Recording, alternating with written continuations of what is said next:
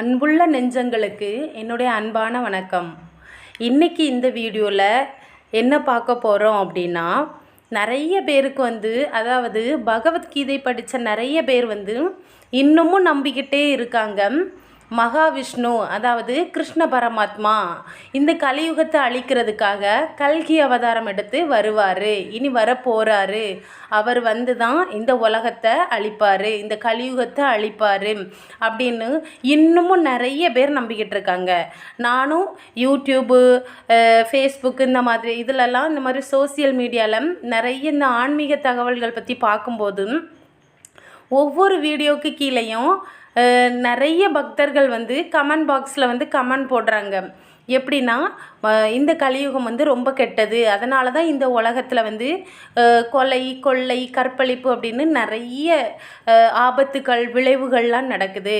இதெல்லாம் அழிக்கிறதுக்கு கிருஷ்ண பரமாத்மா கல்கி அவதாரம் எடுத்து குதிரை மேலே வருவார் அப்படின்னு நிறைய பேர் போடுறாங்க.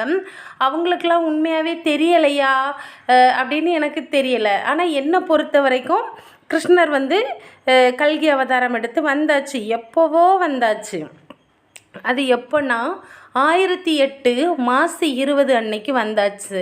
இது தமிழ்நாட்டில் தென் பகுதியில் இருக்கக்கூடிய கன்னியாகுமரி மாவட்டம், திருநெல்வேலி மாவட்டத்திலலாம் இருக்கக்கூடிய மக்களுக்கு நல்லாவே தெரியும். மகாவிஷ்ணு தான் ஐயா வைகுண்டராக அவதாரம் எடுத்து வந்திருக்காங்க. ஐயா வைகுண்டர் யாரோட வயிற்றுலேருந்தோ பறந்து வரலை, திருச்செந்தூர் கடல்லேருந்து மகாவிஷ்ணு கிட்ட விஞ்சைகள் வாங்கிக்கிட்டே வந்திருக்காங்க. ஐயா வைகுண்டர் தான் கலியுகத்தை அழிக்க அவதாரம் எடுத்து வந்திருக்கிறேன் அப்படிங்கிறதும் பனை ஓலையில் அதாவது அகில திரட்டு அம்மானே அப்படிங்கிற அற்புத ஆகமத்தில் அவரே சொல்லியிருக்கிறாரு. அதுக்கான ஒரு உதாரணமாக தான் என்னென்ன வரிகளில் இந்த கலியுகத்தை அழிக்கிறதுக்காக மகாவிஷ்ணு வந்திருக்கிறாரு அப்படிங்கிறத உங்களுக்கு ஒரு உண்மையான ஆதாரத்தை தான் நான் சொல்ல போகிறேன். வாங்க வீடியோக்குள்ளே போகலாம். மகாவிஷ்ணு முதல் அதாவது அந்த அகில திரட்டு அம்மானையில் முதல் வரியாக என்ன சொல்லியிருக்காங்கன்னா, நாராயணர் வைகுண்டமாகி நாட்டினில் வந்த அன்றே காரணம் எல்லாமாச்சு கலியுகம் அழிந்து போச்சு. அதாவது இதுக்கு என்ன அர்த்தம்னா, நாராயணராகிய நானே வைகுண்டமாகி இந்த நாட்டில் வந்துட்டேன். நான் வந்த அன்னைக்கே இந்த கலியுகம் அழிந்து போனதற்கு சமம். பூரண வேத நூலும் புராணமும் ஆகமங்களும் சாரமும் கெட்டு போச்சு, சதாசிவமும் வைகுண்டமாச்சே அப்படின்னு சொல்லியிருக்காங்க. அதாவது இதுக்கு முன்னாடியெல்லாம் நிறைய புராண நூல்கள், பகவத்கீதை, நம்ம கீதாச்சாரம் சொல்கிறோம்ல அப்படின்னு நிறைய தான் ஐயா சொல்லியிருக்காங்க. சாரமும் கெட்டு போச்சு, சதாசிவமும் வைகுண்டமாச்சே. இந்த கலியுகம் அப்படிங்கிறதுனால இதுக்கு முன்னாடி உள்ள புராண வேத நூல்கள் எல்லாமே கெட்டு போச்சு. ராமாயணமாக இருக்கலாம், பகவத்கீதையாக இருக்கலாம், இல்லை கிறிஸ்டின் வணங்கக்கூடிய அந்த பைபிளாக இருக்கலாம், எல்லாமே கெட்டு போச்சு. இனி இந்த கலியுகத்தில் ஒரே ஒரு நூல் தான், அது என்னென்னா அகில திரட்டு அம்மானை. பகவத்கீதை கூட கெட்டு போச்சு, ஐயா வைகுண்டர் அருளி வச்ச அகில திரட்டு அம்மானை மட்டுமே நிலையானது.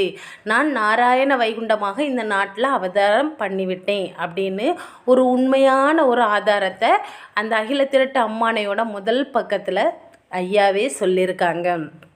அடுத்து ரெண்டாவது என்ன பார்க்க போகிறோன்னா, நடுத்தீர்ப்பு கேட்பதற்கு நாளடுத்து வருகுதப்பா, நடுத்தீர்ப்பு கேட்டவுடன் நாடாள நான் வருவேன். இந்த வரிகளுக்கு இதை வாசித்து பார்த்தாலே உங்களுக்கு அர்த்தம் தெரியும். நடுத்தீர்ப்பு கேட்பதற்கு அதாவது அவரவர் செய்யக்கூடிய நியாயம் அநியாயம் இந்த ரெண்டு விஷயம் நம்ம பண்ணுவோம். நல்லதும் பண்ணுவோம், கெட்டதும் பண்ணுவோம். அதில் கெட்ட விஷயங்களுக்கும் சரி, நல்ல விஷயங்களுக்கும் சரி, உலக முடிவில் இறைவன் தீர்ப்பு கேட்பார். நடுத்தீர்ப்பு தராசில் எப்படி நடுவில் அந்த முனை நிற்கிதோ அதே மாதிரி நாட்டு மக்கள் எல்லோரையும் ஒன்றை தட்டி எழுப்பி நடுத்தீர்ப்பு கேட்பார் நாராயணர். அது எப்படி கேட்பார்? ஐயா வைகுண்டர் அவதாரம் எடுத்திருக்கார்ல, அந்த வைகுண்ட அவதாரத்தில் இருந்து தான் நடுத்தீர்ப்பு கேட்பாராம். நடுத்தீர்ப்பு கேட்பதற்கு நாளடுத்து வருகுதப்பா, நடுத்தீர்ப்பு கேட்டவுடன் நாடாள நான் வருவேன். அதுக்கப்புறம் இந்த கலியுகத்தை அழிச்சிட்டு மறுபடியும் ஒரு புது யுகத்தை படைப்பாங்களாம். அந்த யுகத்துக்கு பேர் தான் தர்மயுகம். இதுவும் ஐயா அப்படி ஆதாரபூர்வமாக அவரே தன் மேலே சத்தியமாக இந்த வரிகளை எல்லாம் நமக்கு சொல்லியிருக்காங்க, தானே எழுதி வச்சிருக்காங்க. அடுத்து 3வது, பதி எழும்பி கலியளிக்க மறைபொருளாய் நான் வருவேன். அதென்ன பதி எழும்பி கலியளிக்க மறைபொருளாய் நான் வருவேன் அப்படின்னா, கடலுக்கு உள்ளே இருக்கக்கூடிய ஒரு துவாரகாபதி உண்டு. அந்த பதி நடுத்தீர்ப்பு ஐயா நாராயணர் நமக்கு கேட்பாங்கல்ல, அப்போது அந்த பதி கடலுக்கு உள்ளே இருக்கக்கூடிய அந்த துவாரகாபதினா வேறு எதுவுமே இல்லை. இதுக்கு இந்த கலியுகத்துக்கு முந்தின யுகம் துவாபர யுகம். அந்த துவாபர யுகம் இந்த கலியுகம் வர்றது தெரிஞ்சு கடலுக்குள்ள மறைஞ்சு இருக்குது, அதாவது அழிஞ்சு போய் இருக்குது. அந்த பதி தானே எழும்புமாம். அப்படி எழும்புற அன்னைக்கு இந்த கலியுகத்தை அழிக்கிறதுக்கு மறைபொருளாக வருவாரா நாராயணர். மறைபொருள்னா என்னென்னா, இப்போ தான் சொன்னேன் நாராயணர் வைகுண்டராக அவதாரம் பண்ணியிருக்காங்கன்னு. உண்மையாகவே சொல்கிறேன், கன்னியாகுமரி மாவட்டங்களில் நீங்கள் பார்த்தீங்கன்னா தெரியும், ஐயா வைகுண்டரை அத்தனை கோடி மக்கள் வணங்குறாங்க. ஐயா வைகுண்டருக்கு உருவம் கிடையாது, அரூபமாகத்தான் வணங்கிக்கிட்டு இருக்காங்க. விளக்கு, ஒளி, கண்ணாடி இந்த ரெண்டையும் தவிர அங்கே சிலைகளோ மண் பிடிச்ச வழிபாடோ எதுவுமே கிடையாது. கற்பூரமோ சாம்பிராணியோ எந்த ஒரு தீபாராதனைகளும் இல்லாத ஒரு எளிமையான வழிபாடாட்டு தான் இன்றைக்கும் வணங்கிட்டு வராங்க. அடுத்தது 4வது பாருங்க, குதிரைப்பரியாகவே தான் குடிகெடுக்க நாம் வருவோம். நிறைய பேர் இந்த பகவத்கீதையிலலாம் மகாவிஷ்ணு சொல்லியிருக்காங்கல்ல, கல்கி அவதாரமாக நான் வருவேன் அப்படின்னு சொல்லியிருப்பாங்க. அந்த கல்கி அப்படிங்கிற உருவத்தை நிறைய பேர் மொபைல்லலாம் பார்த்துருப்போம். ஒரு வெள்ளை குதிரை மேலே மகாவிஷ்ணு அப்படி பெரிய வாள் ஏந்தி வச்சுக்கிட்டு வருவாங்க. ஆனால் அதுதான் உண்மை. இன்னொன்று, கல்கி அப்படின்னா என்னென்னா, உண்மையான தூய தமிழ் அர்த்தம் என்னென்னா மாயை, அரூபம், அதாவது உருவம் இல்லை, அதுதான் அர்த்தம். அதனால தான் ஐயா நாராயணர் என்ன சொல்லியிருக்காருன்னா, குதிரைப்பரியாகவே தான் குடி கெடுக்க நாம் வருவோம். குடின்னா என்னது? வாழ்க்கை. எந்த வாழ்க்கை? இந்த கலியுக வாழ்க்கையை கெடுத்து அழிக்கிறதுக்கு நான் வருவேன். அது எப்படி வருவேன்? மறைபொருளாய் வருவேன். யார் கண்ணுக்கும் தெரிய மாட்டேன். நான் இருப்பதும் தெரியாது, இல்லாமல் இருப்பதும் தெரியாது, நான் இருக்கிறேன் அப்படின்னு அவர் சொல்லியிருக்கிறாரு.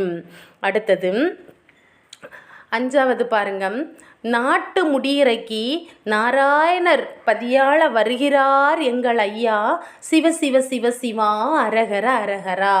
அது என்ன நாட்டு முடியிறைக்கு அப்படின்னா, நாட்டில் இப்போ நம்ம இந்த இந்தியாவிலே வச்சுக்கோங்க, ஒன்று பிரதமர் ஆட்சி, இன்னொன்று முதலமைச்சரோட ஆட்சி, இப்படி இருக்கலாம். இந்த ஆட்சி முடியெல்லாம் இறக்கி உலகத்தையே அழித்து மகாவிஷ்ணு நாராயணர் மட்டுமே இந்த நாட்டை ஆள்றதுக்கு வருவாராம். அவருக்கு கீழே தான் அவரே மன்னர், அவரே பிரதமர், அவரே முதலமைச்சர், சர்வமும் அவரே அப்படிங்கிற மாதிரி அவருக்கு கீழே தொண்டு செய்யக்கூடிய மக்களாக நாமெல்லாம் இருப்போமாம். அதான் நாட்டு முடியிறைக்கு நாராயணர் பதியாள வருகிறார் எங்கள் ஐயா, சிவ சிவ சிவ சிவ அரகர அரகரா. அடுத்தது கடைசியாக ஒன்று, ஐயா வைகுண்டர் என்ன சொல்லியிருக்காங்கன்னா, மாயன் திருப்பதிதனிலே வைகுண்டராசர் மேகம் சூழ்ந்த வையகமெல்லாம் ஒரு குடைக்குள் அரசாள வருவதும் எங்கள் ஐயா, சிவ சிவ சிவ சிவ அரகர அரகரா. மாயன்னா யாரு? நம்ம மாலவன், திருமால், மகாவிஷ்ணு. அந்த மகாவிஷ்ணு இருக்கக்கூடிய அந்த திருப்பதிதனிலே யார் வராங்களாம்? வைகுண்டராசர் ஐயா வைகுண்டர் மேகம் சூழ்ந்த வையகமெல்லாம், இந்த உலகம் முழுவதையும் கிடைக்கணும். மேகம் சூழ்ந்த வையகமெல்லாம் ஒரு குடைக்குள் அரசாள வருவதும் எங்கள் ஐயா. மாயன் திருப்பதிதனிலே வைகுண்டராசர் வந்து மேகம் சூழ்ந்த வையகமெல்லாம் ஒரு குடைக்குள் அரசாள வருவதும் எங்கள் ஐயா. சிவ சிவ சிவ சிவ அரகர அரகரா இப்படின்னு இன்னும் நிறைய வரிகள் வந்து உண்மையாகவே சத்திய வரிகளை நாராயணரே நமக்கு அகில திரட்டு அம்மானையில் எழுதி தந்திருக்காங்க. நான் சொல்கிறத உண்மைன்னு நம்புகிறவங்களுக்கு நிச்சயமாக இந்த கலியுக முடிவு முடிஞ்சு தர்மயுக வாழ்வு கிடைக்கணும்னு ஐயா வைகுண்டர்கிட்ட மனப்பூர்வமாக வேண்டிக்கிறேன். மீண்டும் நாளைக்கு நல்லதொரு வீடியோவில் நல்லதொரு கருத்துக்களோடு உங்களை சந்திக்கிறேன். நன்றி, வணக்கம்.